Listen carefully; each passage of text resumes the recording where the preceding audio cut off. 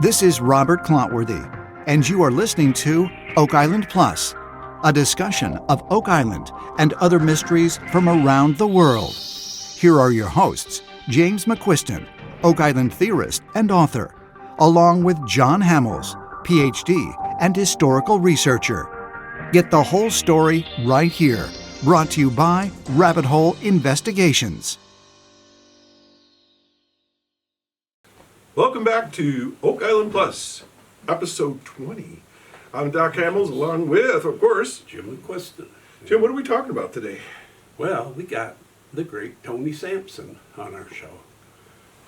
He's the diver that dives on Oak Island or down the New Ross Well. He's got a tour boat that goes around Oak Island. This is the same gentleman we've seen time and time again with Marty and Rick and Alex and all those guys on the boat. And I met him in July, took his tour, and he had a lot of interesting stories. So I asked him, well, do you want to be on our show? And he said, yeah. So, but, you know, as always, before we do that, we like to talk about stats. Prepare yourself, James. As of this morning, nice round numbers, 80,200. Wow. Are you ready? Can I do my happy dance now? Let her rip.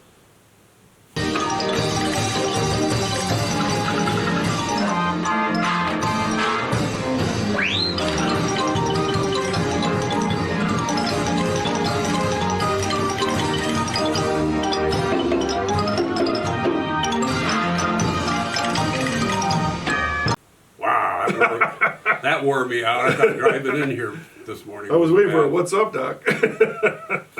Okay, well, anyways, great. You know, I think that one of the things that just totally amazes me, we started this project about a year and a half ago. Here we are at 80,000 plus views, over 2,000 subscribers, and I think what we've done is stuck to our storyline, our research, and here we are, people supporting us, and we thank those of you that have been sending in comments and suggestions. We do really take them to heart, and very often we'll follow them up to the best of our ability. And sometimes and I think you agree, we take some of these pieces of information and set them to the side for the moment to get to later, perhaps. Yes. Yeah. And so we encourage those of you watching today, please subscribe. It doesn't cost anything. And we also have an Oak Island Plus Facebook page that we put things out from time to time, and it's free, of course, and we encourage you to join us. So where are we at now? Well, on the screen right there, you can see Tony and I on his boat. That was early July, I think. So you went to Nova Scotia this summer? Yeah. Okay, cool. And he gives a wonderful tour. It's a history tour, and he's such a lively fellow anyway. So,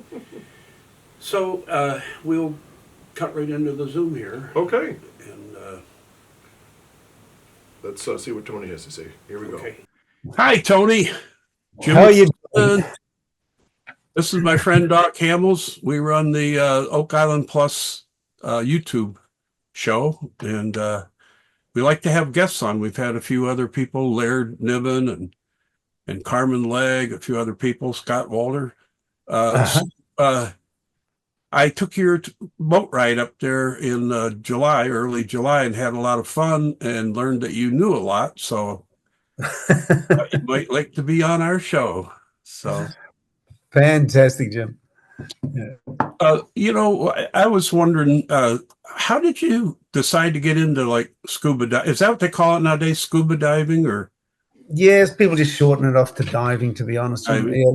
But no, I've been doing it since I was 17 years old, so just a couple of years. Started as a hobby, or? I was actually in the military, and a lot of my buddies were doing it as well. And so it was one of those things. I decided to do it. And back in those days, it was mainly for food, believe it or not, because we were allowed to take 6 crayfish or a spiny lobster a day on tanks. Oh, and so we would go and dive for crayfish, and would dive for scallops. And then pretty much, you know, looking for lost things. So we'd go around the wharves, picking up lost fishing gear and all that sort of stuff. And then we would go out and look for shipwrecks or pretty much anything we could find. So what started as a hobby, became a career. Do you dive for the government at all? It depends. I've done contract work. We were testing an underwater communication system for navies. I dive for a thing called ghost gear. So ghost gear is lost and abandoned fishing gear. And what happens, especially after the hurricanes and the storms, they ball up all the lobster pots and the nets and that, and they still keep killing because they're just on the bottom of the ocean. And some of that polypropylene line, even if it's been on the bottom of the ocean for 20, 30 years, it's got the same tensile strength unless it's exposed to UV. So even after all those years, it's still killing. So we actually, myself and Zach, a friend of mine that owns my home marine, we had government contracts to go and recover lost ghost gear. Is that pretty heavy to pull up? It can be. One of the really interesting ones we found was actually off Oak Island. We were looking for a shipwreck, and we believed, with the soundings that we had got using side scan sonar and with sub-bottom profiling of that area, there was anomalies. So we went back and forth in a thing we called lawn mowing. So it's very similar to mowing a lawn. You just go back and forth, north, south, north, south, north, south, east, west, east, west, east, west. And you mark the anomalies on the charts or on your sounder.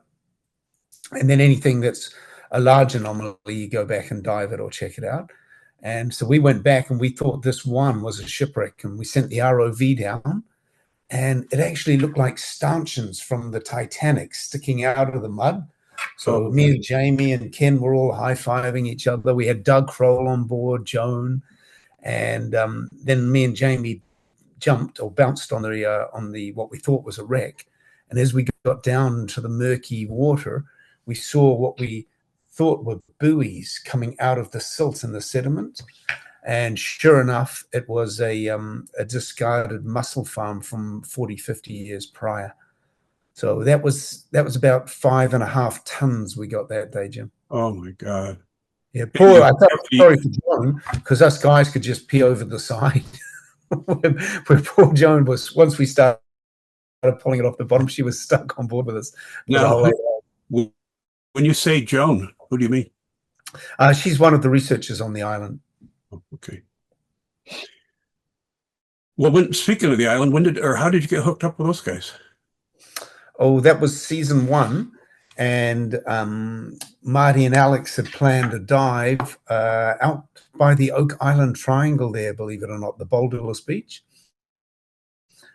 And so they went and rented gear and hired gear for the dive. And one of the producers at the time, she got hold of me and she said, look, we want you to come and make sure these guys are good in the water, do a checkout dive. And some of the gear that had been delivered wasn't quite right. So Marty was exactly my size back in those days. So I bought gear out for him, and I dove the stuff that they had. And Karen said, well, look, Marty, we'll go back and get some new gear tomorrow. And Marty just turned around to her and said, no, we're going to use this guy. And that was 12 years ago. If you told me 12 years ago, Jim, that I'd still be crawling around the swamp or on that island, I would have said you were crazy. But here we are. Yeah, the footage of you in that swamp is pretty crazy. It's got to be yucky when you come up out of there. Yeah, I've been in worse places.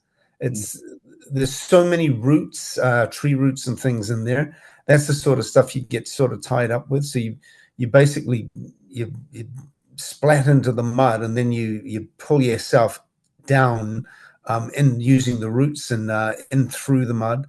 And same as when we found the stone walkway back there. We were probing with a metal spike, and then I'd pull myself down in and under the roots, and then obviously came up with that round stone. I was going to ask you, what was the most dangerous thing you did for Oak Island? I don't think there's been anything like crazy dangerous. It's just business as usual. It's what we do. As divers, we dive. Myself, Mike, a couple of the other divers. I mean, there's been a whole bunch of us divers on the show, and it's just what we do. It's our jobs. So I don't think there was anything too dangerous. I mean, there's so much talk now, obviously, of the seal population. So the longer you're bobbing around in the ocean on the surface, that's more worrisome than anything else, because we have so many great white sharks up around Nova Scotia now. So very similar to Cape Cod. In fact, they're the same. New, right? They're the same family. And that's a new phenomenon, right? They've always been there, Jim, but just not in these quantities. So as the seal population's gone through the roof, the sharks are just following their food source. What about going down the New Ross well? What was that like? That was pretty tight. We couldn't even get the dive cage down that one. We had to make that little wooden seat that we put under my butt, and so I folded my shoulders in and they lowered me down. That's the one where we found the broadhead arrow mark, just a couple of blocks down. And so that was quite interesting, because the broadhead arrow mark is obviously a British symbol, and it's pretty much been in use since the 1300s. So anything British military had that on it, any musket, bayonet, cannon, sometimes even the cannonballs, even the nails, picks, axes, shovels, everything British military had that mark on it. I remember you showing me that nail on your boat ride there that you said which one's British, and I couldn't tell. Then you showed me that little. Now that's called the broadhead arrow. The broadhead arrow mark, or some people call it the Tower mark, the King's mark, or the Queen's mark. It's basically the broadhead arrow mark, and even the trees down in Massachusetts would have had it on at some period of time. And the reason being, if the British Navy was sailing past and they saw a tree worthy enough of being a ship's mast or planking, they would go ashore and mark it with that broadhead arrow mark. And that made it illegal for the locals to cut it down. And so sorry, mate. So it's almost a certainty that the well was built by the British. Nobody would crawl down there later and put a mark down there.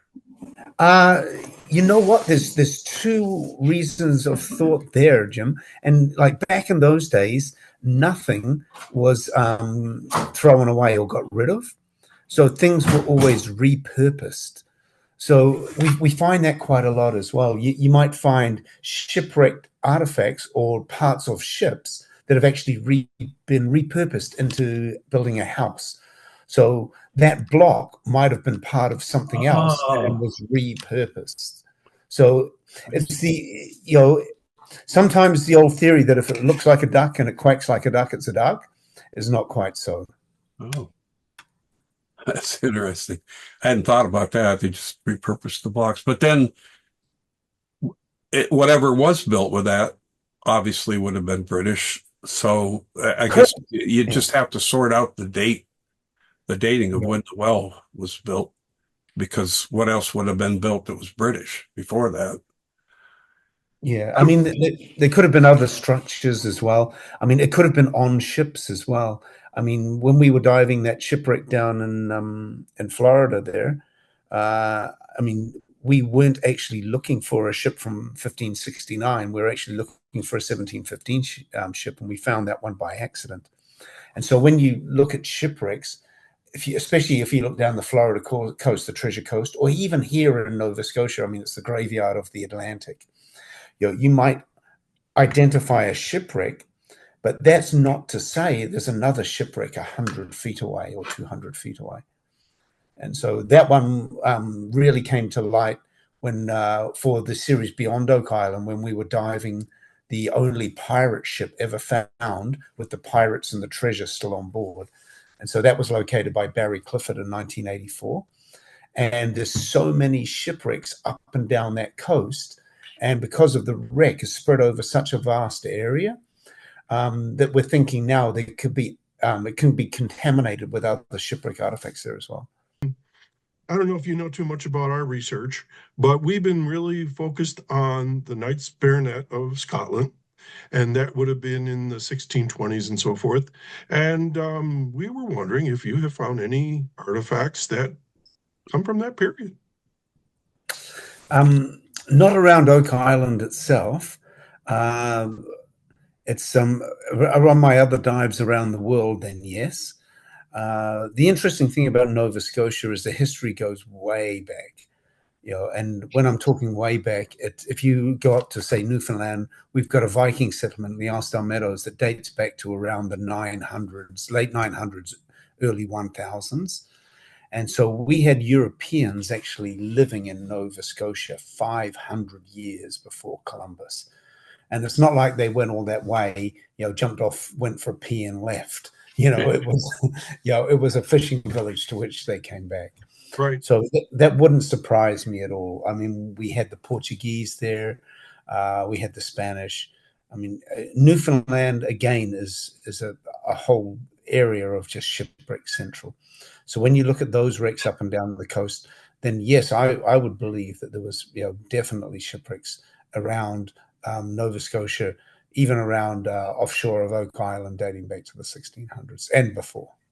Well, you probably are aware of the one that Robert McKinnon dove on, and he said that he had the same underwater archaeologist that helped Mel Fisher with the Etosha take a look at the notes he made, and that he dated the ship to about 1600 and said because of the cannon trunnions that it would either be English or Spanish, because those were the only two countries at the time using that style of trunnions. So, but I know you told me that there's probably 6 wrecks right in that area that he pointed out. So I know what your thoughts are on that. Yeah, I mean, when Robert McKinnon dove that wreck, that was with a local diver called Jamie O, I think they called him. And I can't find any trace of him now, obviously. But I mean, I've been diving that area for 20 years, and there's all kinds of debris and parts of wrecks around there. I haven't been able to locate what he said, as far as locating cannon with those distinctive trunnions on them. I also believe he talked about some silver on the wreck, Yes. possibly Scottish origin as well. Yeah, it had the Highland stag on it, or at least the stag, and that's actually been the symbol of one of our main people involved in our theory since 1309. They know because they have a mold that they made their wax seals in that's dated 1309. So yeah, it's unfortunate that he couldn't dive it again because of the treasure trove laws. That must be pretty restrictive. Well, you can dive it, you just can't take anything. There's talk about a ship being sunk in the swamp area. Have you got a feel for what's there? You know what? People talk about, treasure ships sailing around Oak Island and, a treasure ship being in the swamp. And, the fact is that all the way around Oak Island is a shallow reef. So there's no treasure ship ever sailed close to Oak Island. It just didn't happen. And the reason being is it's just not deep enough. So if you look at a treasure ship, say a galleon, or even like a British man of war, if you go to Portsmouth in England and you can actually see the Lord Nelson's ship, the Victory, it draws 26 feet of water. So that means at water level, underneath the water, you have 26 feet of ship. So no captain in his right mind would bring a ship like that anywhere near Oak Island. So the same with a galleon. They would have sat offshore and the smaller vessels would have come ashore. So the whalers and the sloops and, the caravels or piangas.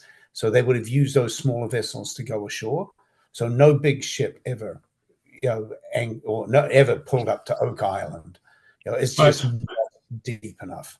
So as far as it goes, then if you're looking at a vessel in the swamp, then it could be debris that's been blown in or washed into the swamp from a wreck offshore, or it could be one of those smaller vessels, or it could be remains of shipwrecked timber that was damaged in a storm. So whoever came to Oak Island didn't come in one vessel.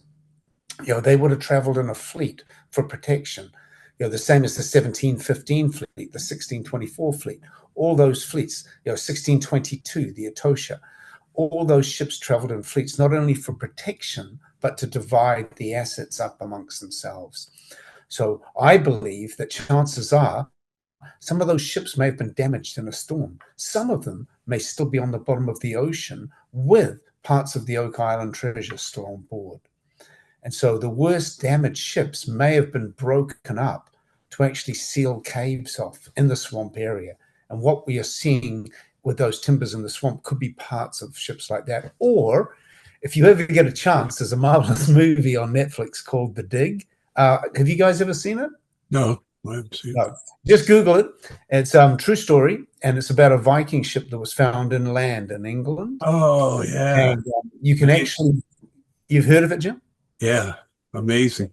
Yeah, so you can actually go to the British Museum in London, and if you go down there, you can actually see parts of the wreck from Sutton Hoo, and you can see the artifacts that were pulled out of that farmer's field. And so it could be a shallow draft ship or shallow draft vessel, like a Viking ship that was pulled ashore. So this is all speculation here. So I'm not telling you there's a Viking ship buried in this one. Yeah. When you said the treasure on ships that would have wrecked, what treasure are you referencing? There's so many different theories out there. So we're curious what you think. Oh, I mean, there was so much treasure going up and down the coast of North America, back to Europe. I mean, if you look, the Spanish lost over 600 vessels, and that wasn't to pirates or to foreign navies. That was to her worst enemy, Mother Nature. Yeah. So it's the storms that took those ships to the bottom. The same as the Widow Galley off Cape Cod. And I mean, that's the ship that really touches my heart. I still can't believe I had the good fortune to dive that. And, Rick and Maddie Blake were with me. The only pirate ship ever found with the pirates and the treasure still on board. And so I think from the top of my head, Barry's recovered around 400 million off that one so far. And the same with the Etosha, they're up around 700, 800 million. So, there could be vessels like that off Nova Scotia. And so every time I jump in the water, I hope to go down and see that mountain of gold staring back at me. And of course, I wouldn't touch it. I would leave it there for the government. Wink, wink, nod, nod. Well, I have to tell you that for a fact, William Alexander sent 17 ships. Now, they didn't all go at the same time. The biggest fleet was 3 because he started out with 4, and one of them went off privateering and left the group. But then the last 2 he sent were 2 men of war that brought more settlers over to Port Royal in 1630. But when they were ousted by the French, the order to leave specifically said, it said, take your silver and gold and your munitions, but it also said on your ships, not on your ship. So at least we know they had 2 ships when they left. And when they left, it was April. It was, they got the orders in March. They had to leave by April. Which you probably know what the weather on the North Atlantic is like in April. That my theory is just that they came around the foot of Nova Scotia and pulled into Mahone Bay for protection from the freezing spray, particularly until the weather cleared a little bit and then went back home. But I have the names of most of them, most of those ships. So, in fact, there's this painting that was done in 1634, and a lot of it was symbolic, but it was done by a man who's was noted for accuracy, and he got all his information from William Alexander. And really faintly at the top is a banner that has what appears to be 17 ships on it. And I had already independently found those ships and in most cases the names of those ships. So we think that was like a composite drawing of this is the number of ships he sent total from 1622 was his first ship till 1632 when they left. I guess the last ships would have been sent in 1630. So between 22 and 30, he sent 17 ships, and it appears to be 17 ships on that banner across that painting. So it was pretty interesting to count it up and say, oh, wow, that's what I discovered. But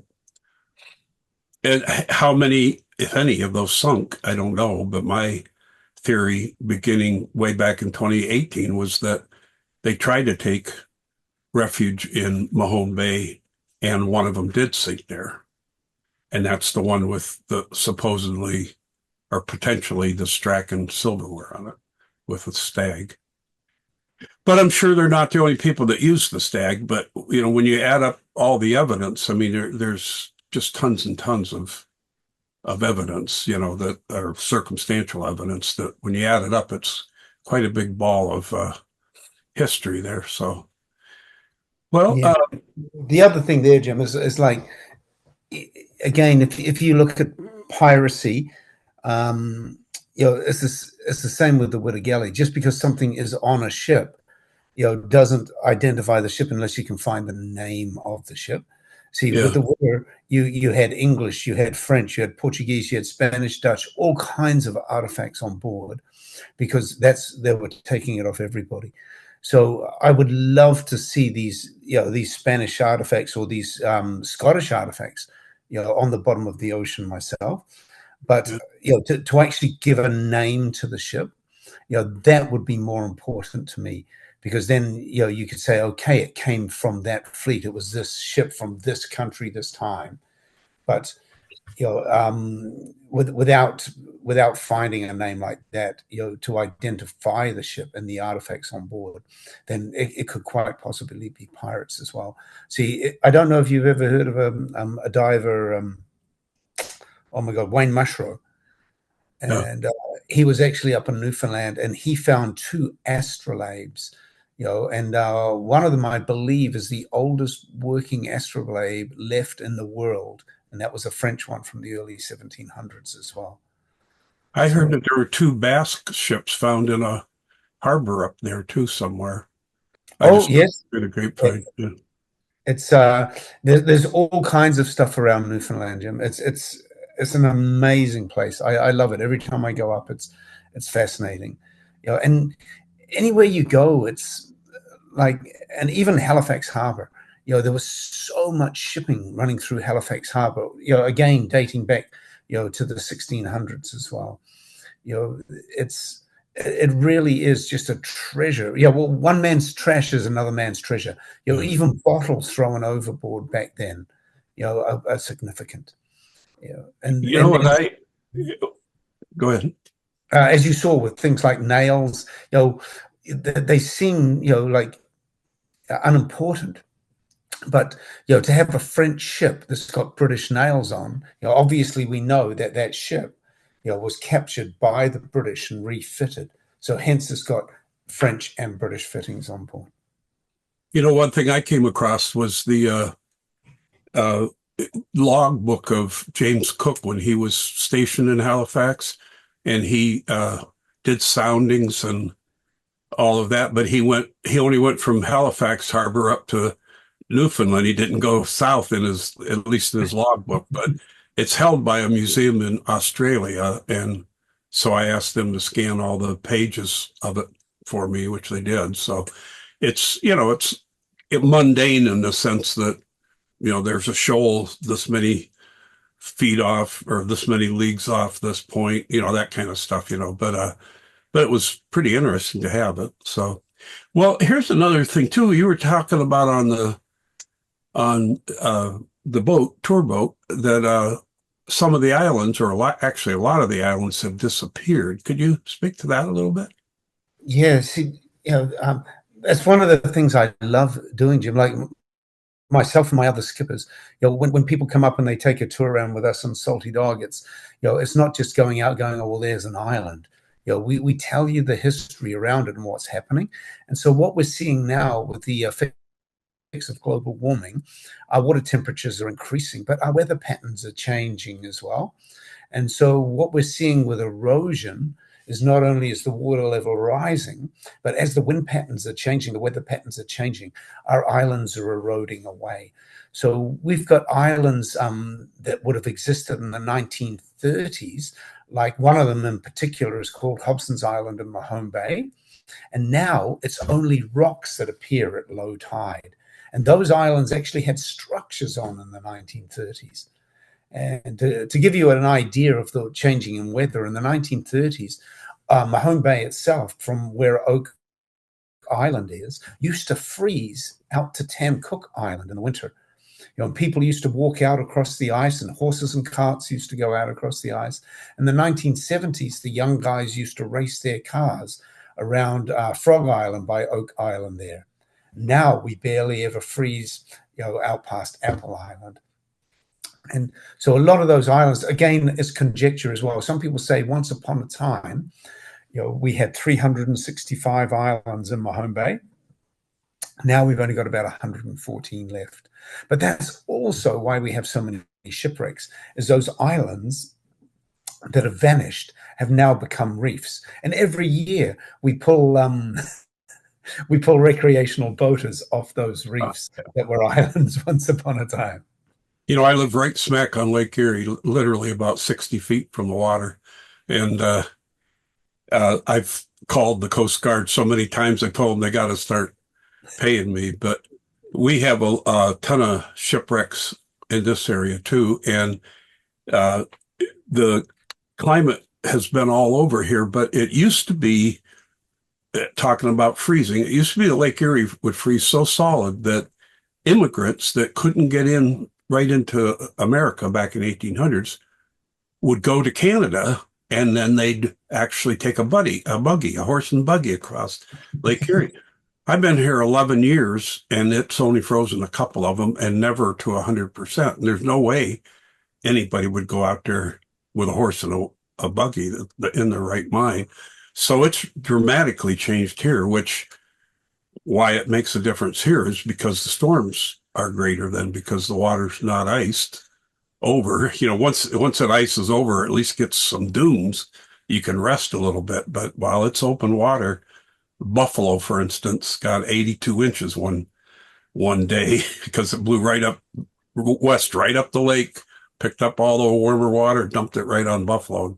My nephew lives up there, and he measured it, showed me the rule, 82 inches.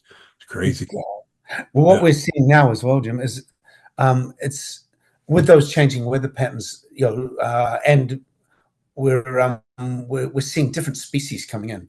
So if we get, say, 2 weeks of easterly winds, the Gulf Stream comes right in close to the coast, and that also affects the wind patterns as well.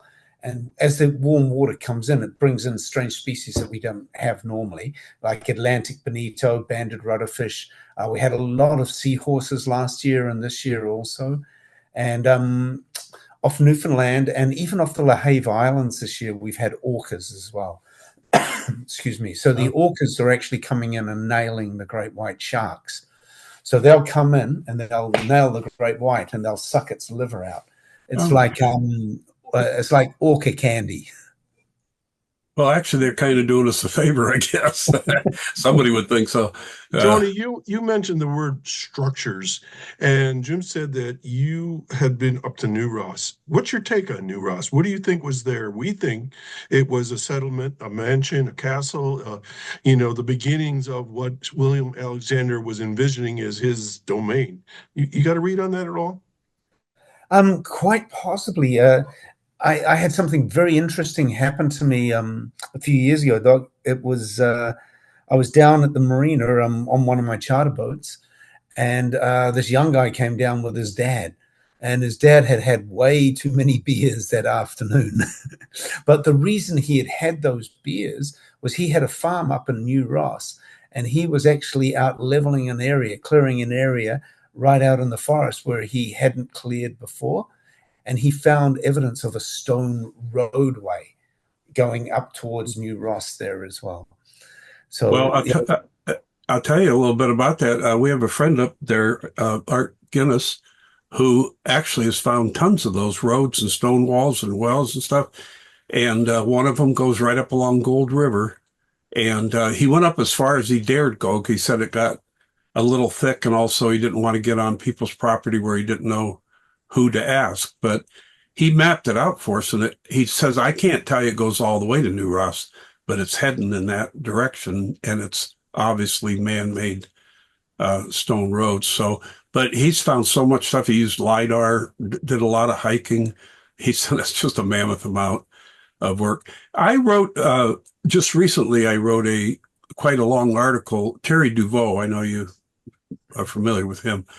He helped me in the sense that he made me footnote everything. I mean, we went back and forth for a month or more footnoting all the points that I made in it. But in it, I make a pretty good case for there being at least an estate there, not a castle. I don't believe it's a castle because you'd see more rubble, for a castle. But there were a lot of buildings, and there still are today. Doc and I both grew up in homes that had stone rubble foundations. The basement was just, and then the wood was just built on top of that. But it may be in the New England. I'm not sure what the publication is, but New England. It's not archaeology, but it's a New England historical thing.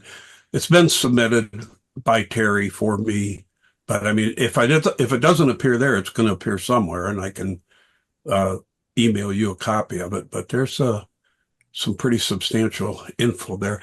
That's the one thing we try to work off actual documents, and if there's any chance at all, a primary source document, which they are still out there, and that's where we try to get the information. We're not trying to make up a story; we're trying to figure out a story. But well, as we close out here, is there anything particular about Tony Samson that you want the world to know? Because here's your chance. Well, the biggest thing is all I can say is just come up, people. Come visit me. We'll take you out on the boats, and we'll show you all around Oak Island. And we'll actually thrill you with the mystery and the history. It's not just a boat tour, but you get a performance. Yep. Yeah. And it's especially if you get beautiful weather up here. I highly recommend August. I mean, we have a huge race up here, a yacht race called Chester Race Week. And people come from all over the world for Chester Race Week.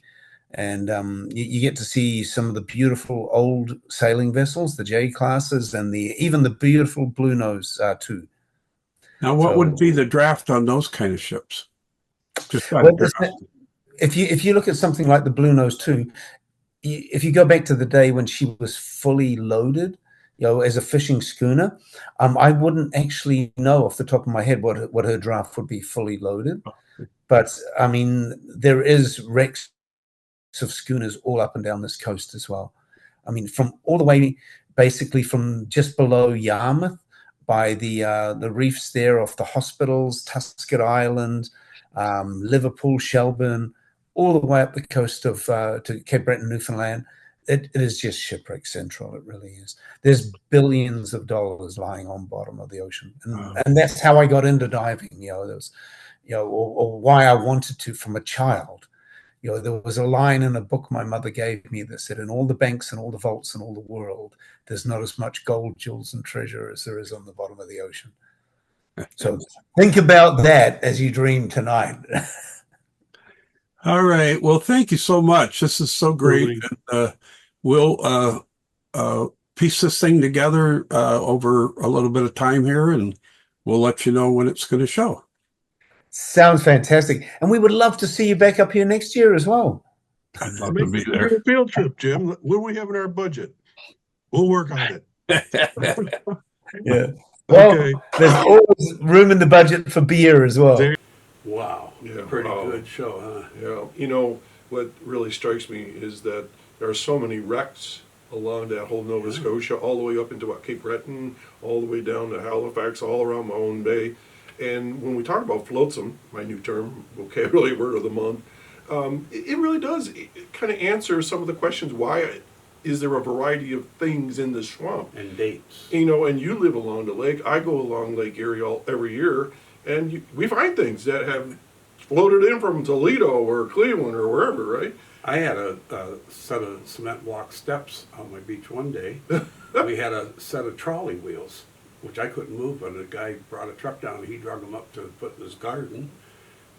It's just amazing what will wash up in a big storm. So, and I believe there was a story about Fred finding a boiler from a steamship in his backyard. So, you know, a lot happens there. But then, you know, you get the stuff that's underground, down what they call it depth. And how do you explain that? Yeah, it gets covered up and covered up. So, Jim, what are your takeaways from Tony? I mean, I just sat there going like, wow. Well, he's his own man, and he has his own opinion, and he doesn't buffer it for anybody. Pretty straightforward. And, so I'm so happy he was on the show, and he was a great guy to meet. What was your takeaway from when he was talking about the British? Well, some people call it duck paw, but he referred to it as something different. It was like that. He just said it, and I forgot. But it was a military thing, right? Yeah, that they used to mark things. He said that it's been on military items since the 13 or 1400s, and he had showed me a nail. He showed me two nails, and he said, "Which one's English?" And they looked alike. And I said, "I can't tell." And he said, "Now look at the underside of the head of the nail." And there was that little mark on there. And he said, "That one's British, that one's likely to be French, or at least not English military." But this symbol was also what they have found in carvings in other places, right? And down in the well. So it could very well, in the well, when he went down in that well, right? Yeah, it was okay. carved in a rock. Was that near New Ross? Yeah. And we did the show on New Ross, so I mean, if anybody wants to look at that show, that's a couple of episodes ago. Yeah, so, if you just took that verbatim, yeah, that would say that people from the British Isles built that well. Yeah. And that solves the issue. You know what's nice about talking with Tony and Laird and Carm? They're locals. You know, they have a little different perspective than what maybe we see on TV. And I really appreciated Tony taking the time with us, and Laird, of course, and Carmen in the past. Carmen, yeah. So, any other takeaways from Tony that come to mind from the No, just interview? I'm so happy he was here. Before we sign off here, we have a little message for you. So we're into the holiday season. It's not quite Christmas here, but this is the last Pretty show close. of the year. And we so appreciate you people sticking with us for a couple of years. We talk about our numbers, but that's not the goal. Our goal is to just get what we consider as the truth out there. A lot of it's, again, for posterity. Who knows down the road who might use one of our shows. But as we sign off today, we want to say Merry Christmas to everyone. And happy holidays, and everybody, safe travels. Enjoy your family, and Jim will see you in 2025. A year from now. A year from next year. Bye-bye now. Bye. Take care.